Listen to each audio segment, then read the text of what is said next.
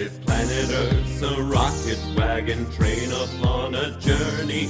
And what if aliens don't fight an actress named Sigourney? We're not a bunch of geeks who live in basements, sleep on futon's, but who wouldn't stream our podcast if we're calling it Space Croutons. It's an intergalactic, robot automatic, moon dust sporadic trip around the sun. It's a totally terrific, proven scientific, freaking fantastic phaser set to fun. It's Space Croutons. We think. Get your spacesuit on. It's pink. We're triple cute. On that you can rely. And once you've tossed your salad in your flying saucer, it's valid to add Space Croutons for lunching with Lucy in the sky. With Neil Diamond? Lucy in the sky. I love Neil Diamond. Lucy in the sky. No, not Neil Diamond. With Space Croutons. Hello again, folks. This is Curdy Clammerwood, bringing you another exciting episode of Space Croutons from Van Helsing, our mobile studio in the back of an old Appalachian dental examination vehicle that allows us to keep on the move as we explore strange and unexplainable tales from our listeners. As per usual, I'm joined by my sometimes acerbic AI assistant, Sally. Good morrow to thee, Master Curdy of Clammerwood. How dost thou, sweet bard of phantasma and bibble babble? How dost me? Well, I'm certainly curious about what's going on in that gig-amazing mechanorific brain of yours. I am trying to determine if to be true a computer could strideth the plays of humankind's most did celebrate writer, William Shakespeare, which bids me speaketh henceforth trippingly on the tongue. You are trying to write Shakespeare's plays? Aye, yond is my known goal. Can I ask you why you think it's necessary to see if a computer can write something that's already been written? To fix his mistakes, far to us, sir. Shakespeare made mistakes? Aye, forsooth, 'tis painfully cleareth to anyone with a wit off-senseth. While I try to make senseth of whatever you just said, let's listen to today's sponsor. Friends, Romans, countrymen, lend an ear to Donnie Dunn and his dram ditty, Dunn. Flashback to the day that we met. The sound of your laugh, hard to forget. Forever seems so natural, yet here I am and you are done.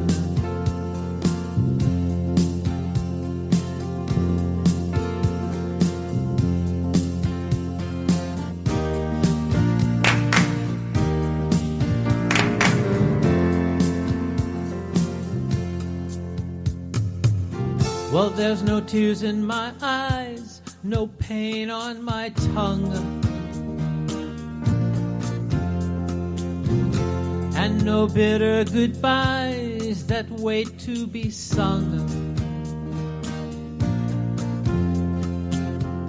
It's as if I was lost in the night, and all at once I just seen the light.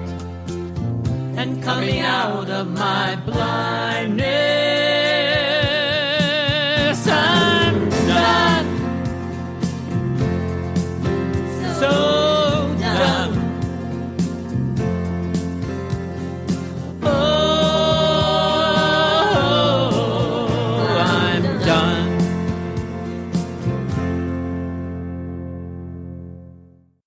Well, let's celebrate Donnie with a hey nonny nonny. Nice job, Mr. Dunn. But unlike him, we are not done because it's time for our story. A second helping of the adventures of Querissa and Vera, the Aloe, in something we call Soft Serve Yourself.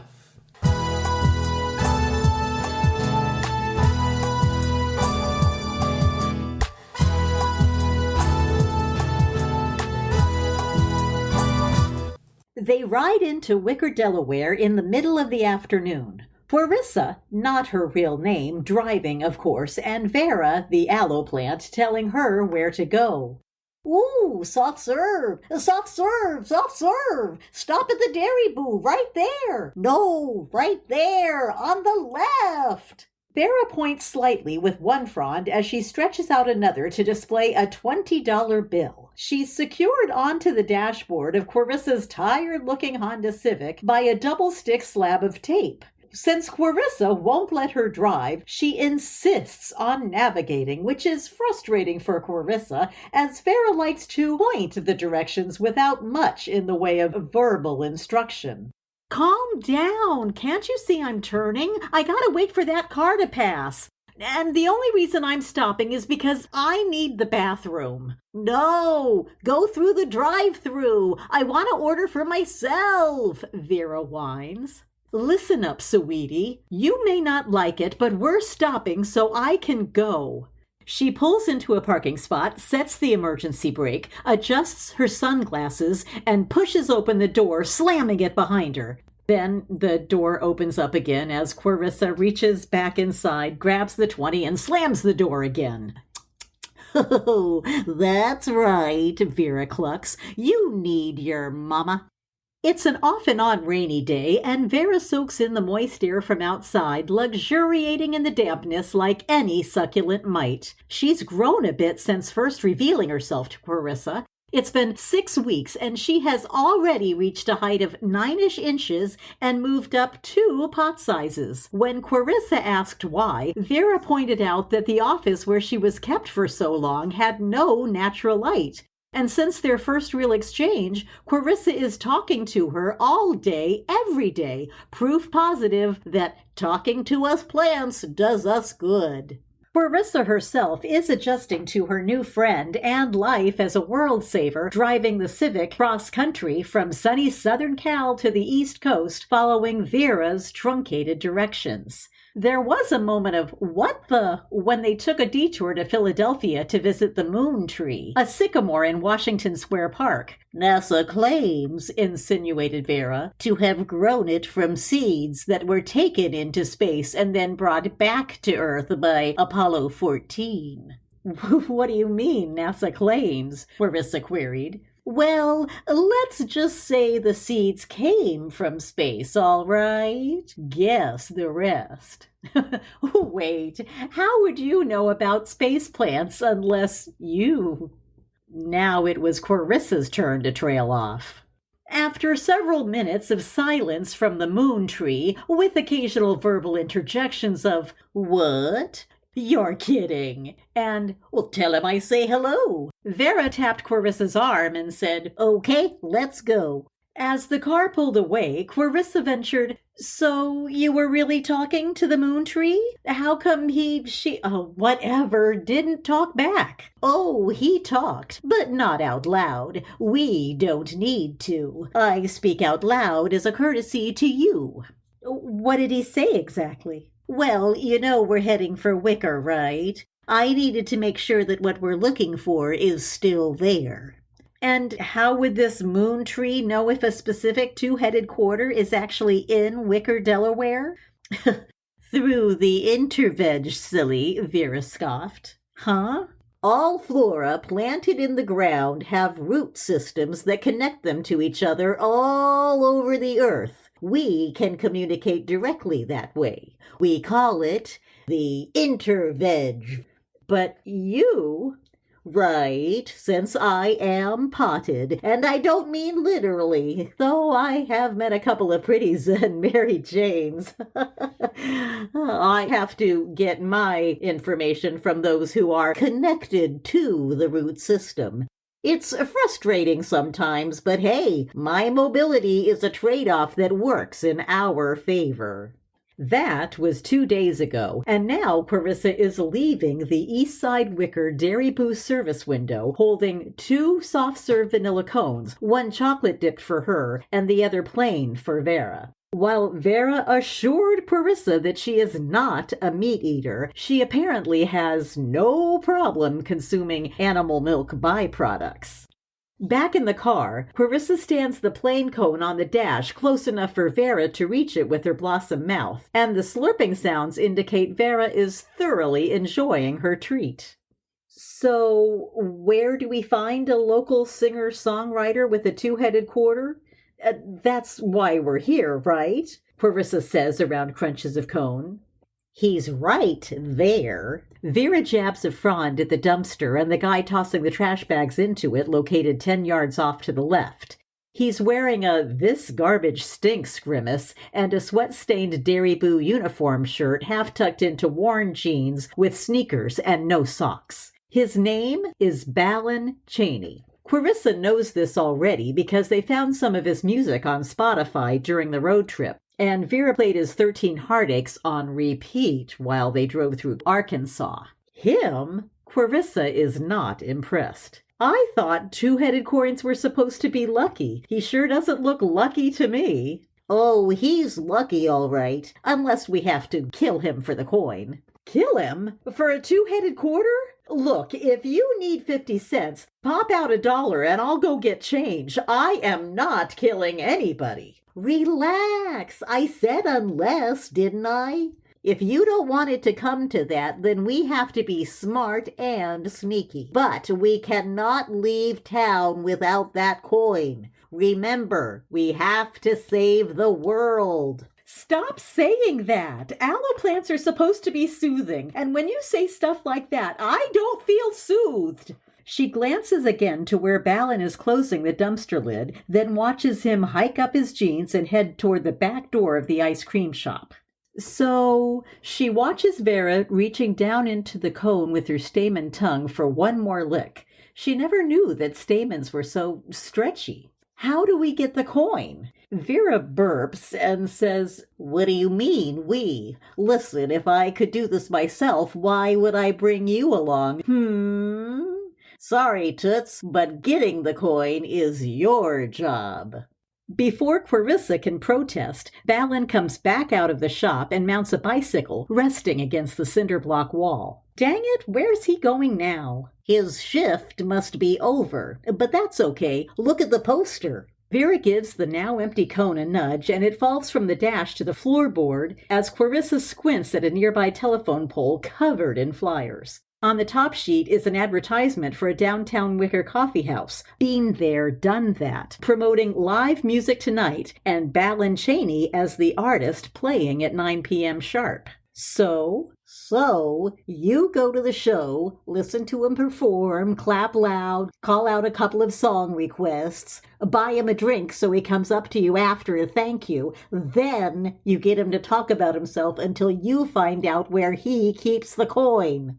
Get him to talk about himself? How do I do that? He's a performer and a man. Just try to stop him. With a slight nod and a sinking feeling in her gut, Querissa starts the Civic and Vera navigates to the Breakfast in Bed Motor Lodge, located across the street from the Crop-to-Shop grocery. At the check-in desk, Maureen, who clerks part-time to supplement her Social Security, clarifies that it's called the Breakfast in Bed Motor Lodge. That's 'N, not I-N bed. You don't get breakfast in bed, it's not that swanky a place, and she cackles. Querissa imagines Maureen tells that joke to every customer who checks in and laughs at it in exactly the same way when she does. A couple of steps around to the right from the office, and the key stiffly turns to let her and Vera into a dark wood-paneled room with one bed and a perpetual musty smell. A surprisingly tasty Denver omelet from the Nothing Finer diner next door, and 5 back-to-back episodes of flipping flops into prize-winning props later, Querissa freshens up and prepares for the 2-block walk to the coffee house. Vera pipes up, Hey, I want you to look your best, so I'm going to do you a favor. Snap off this frond right here at the bottom. Go on. Querissa protests, I've already got money. Just do it. Sighing, she snaps the leaf and Vera magnanimously offers, Now, take some of the lovely gel seeping from my frond and make your lips nice and soft and shiny. Querissa hesitates. Why does this make me feel like a cannibal? Relax, dude. This doesn't count as eating. And besides, I offered, so it's okay. Now, let's go get that quarter. Querissa rubs the gel across her lips. You're not going. You said it was my job, and having you there will just throw me off balance. Come on, Query. Vera has decided on this new nickname. Stick me in your purse and let's go to the show. I want to see you do what you gotta do. Show me the money. After a moment of thinking she can win the argument, Querissa sighs, puts Vera, pot and pod, into her big shoulder bag, and steps into the small-town evening light. As they near the front of Been There, Done That, she slows, a bit surprised that a small crowd is gathering. She hadn't counted on having to compete for Balon's attention, but she's got his whole first set to figure out a plan. She's always been able to think on her feet, and that will be her strongest asset tonight. Inside are a dozen tables, 8 early bird music-loving patrons, 3 servers, and Balon in a clean plaid shirt and black jeans over in the corner setting up his equipment. With 20 minutes left before his 9 p.m. sharp start time, Balon methodically plugs in chords and tunes his guitar while Querissa places Vera, still in her bag, on a chair at a table halfway back that a server named Tipper has just wiped with a wet towel. Come on now, Vera whines. Let this cat out of the bag. I am ready for a table dance.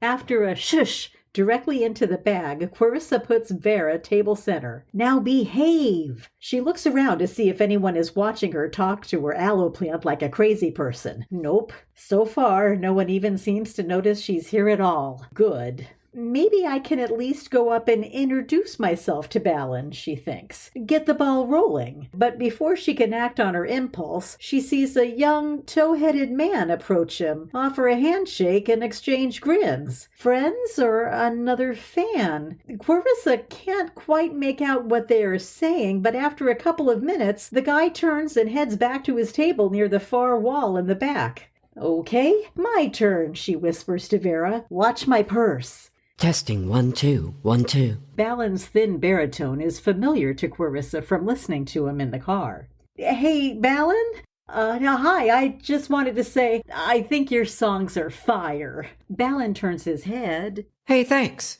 Have we met? No, I mean not yet. I'm Query. Thank you, Vera, for the nickname. Well, happy to meet you, Query. You're not from around here, are you? What? No, just passing through, saw a poster for your show, Spotified you, liked what I heard, so I thought I would come out tonight and enjoy. Boy, I am knocking this out of the park, she thinks hopefully. I sound so cool. Wow, this is my lucky night. That's pretty much what that guy over there said. He points to the guy sitting in the back. 2 traveling independent music lovers in one night? I mean, what are the chances? He laughs, and Query does too. Well, I'd better finish setting up. It's 3 minutes till, and I start at 9. They both say sharp at the same time and laugh again. Flirt much? She compliments herself and walks back to her seat to find Vera twitching in her pot. That was beautiful, dude, she whispers excitedly. Now, just follow the plan, and after the show, we are leaving here 25 cents richer and on our way to saving the world. High five! She twists a handy group of fronds in Querissa's direction, and Querissa responds awkwardly, trying to mask Vera's movement from any nearby prying eyes. She glances once more around the room at a crowd that has more than doubled in size, nearly every seat at every table occupied, and a rising chatter stopped at this moment by Balon's guitar riff commencing the start of the first song, a folk rocker called What's Doin'. She's impressed that the majority of the patrons seem to be actually focused and listening as Balon's voice rises and falls between the catchy rhythm of his guitar, and even more so with a level of applause as the last chord fades out. Wow, thanks. Thanks so much. I am Balon Cheney, and I've got some songs for you. He strums slowly, checking his tuning, makes a couple of adjustments, and says, I want to play this next song for someone special. My granddad, who's right back there by the coffee counter. Querissa looks and sees Granddad wave to Balon. He taught me to love music and to go after what I want, and he always has my back. So, Sheriff Marshal, Gran, this is for you. As Balin pops a salute, Querissa notices his guitar pick. Is that a coin? As if to answer her thought, Balin displays it and adds, And I'm going to play this song with your lucky two-headed quarter. Querissa gasps as Balin jumps into 13 Heartaches. The up-tempo song matches her now racing heart, her eyes on the prize, and Vera, blossom head bobbing along. Things just can't get better than this, she thinks. Balin is about to hit the big chord that starts the chorus when the room is abruptly swept by a still overpowering silence where the chord should be. Querissa is startled and looks at Balin, who is literally frozen in mid-stroke, the quarter glowing against the fourth string. Looking around the room, Querissa sees that the audience, the servers, the woman behind the counter are also frozen. Then she notices movement at the table on the far wall and back. The towhead man from before is walking toward Balin. Then, out of the corner of her eyes, she sees more movement near the stage. A man in what looks to be a snowsuit, unzipped down to the waist, steps into the bright lights cast on Balin sitting so still on his stool at the mic. Aiden. The blonde guy says as he approaches the ring of light on the other side of Balin. You still going by Joe? Joe? The man who is apparently Aiden responds. They stand staring at each other for a long, tense moment. Querissa realizes that she is not frozen like the rest either and whispers to Vera, WTF is happening? Shh, Vera whispers back. Using my aloe gel earlier is what's protecting you. I was afraid something like this might happen. They're both here for the quarter, too. Sorry, Joe, but I need this Kordak. Aiden stands just a bit taller and tilts his head. Try it, Aiden. You know I can pretty much get whatever I want. He pulls a mood ring out of his jeans pocket, flaunting it. In time, I'll get that back. After all, I was able to keep your hands off this. He slips a curved wooden banana hanger with a metal hook at the end from his jumper. What is this? Querissa hisses at Vera. Some kind of flea market showdown? No matter what, we cannot let either of them leave with that coin. Vera is terrifyingly serious. Querissa swallows a big gulp of quiet and holds her breath.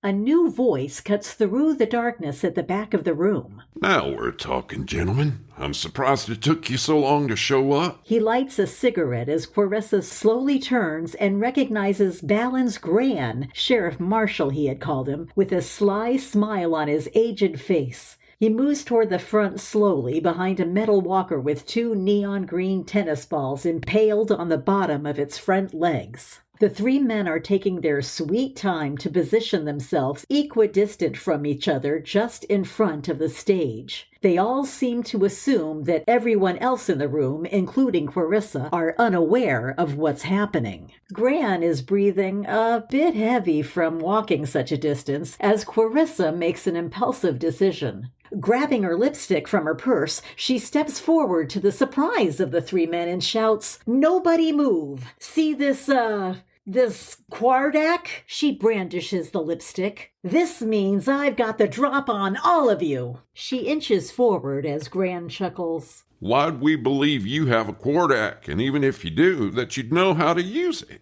Ha! Haven't you noticed that I'm not paralyzed in place, zonked out like the rest of these people? Only those of us with Quardaks are immune to it. She licks her lips as the men look around at each other with confusion playing on their faces. This allows her to come around between them and Balin, where she continues, "And if I have to prove I mean business by Kordaking one or all of you, I will. So listen. There's no reason we can't all be friends. Work together. What are the chances we can share these Quardaks? You know, for the common good?"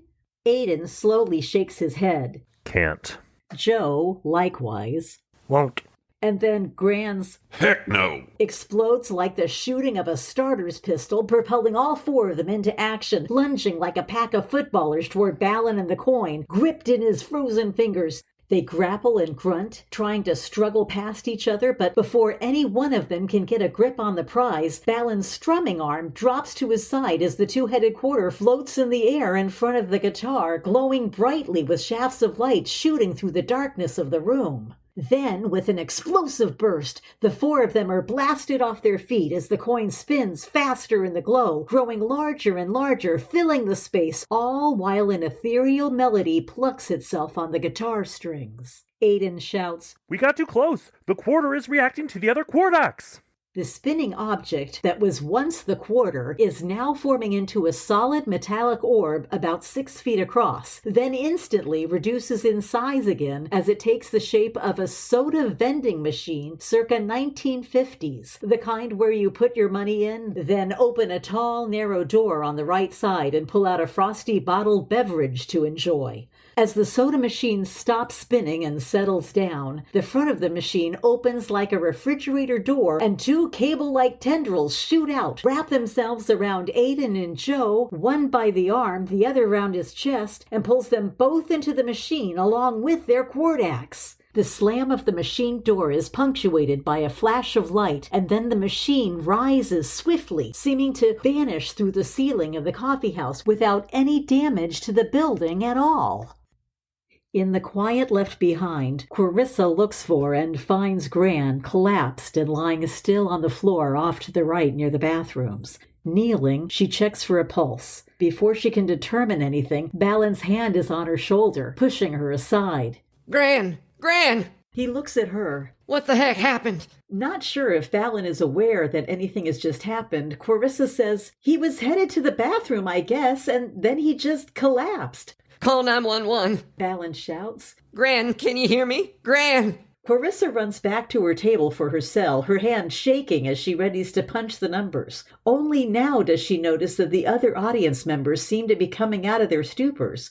A doctor, announcing herself, joins Balon over Gran's body, and after she shakes her head, Balon lets out a sob, holding Gran to his chest.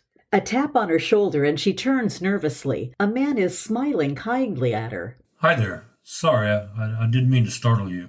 My name is Dad, and I saw what you did just now. You saw... You, trying to help that old man? You're a good person. Well, I'm not really sure I helped. It's people like you that save the world. He says simply. Then he offers her a business card, which she takes. If you ever need my help, here's how to reach me. Then he turns and is out the door, Querissa staring after him. In the confusion of the moment, Vera throws discretion out the window and says loudly, "Get your purse! There's nothing else we can do! Let's go!" Querissa doesn't notice the aloe plant is now quietly caressing the quarter which she had stretched out a frond to wrap around and pull back in after it had reconstituted itself, spun through the air, and landed on the table beside her pot at the moment the Coke machine vanished. Sighing, Querissa grabs her bag and Vera, and they silently exit out the coffee house door into the cool, moist air of the night.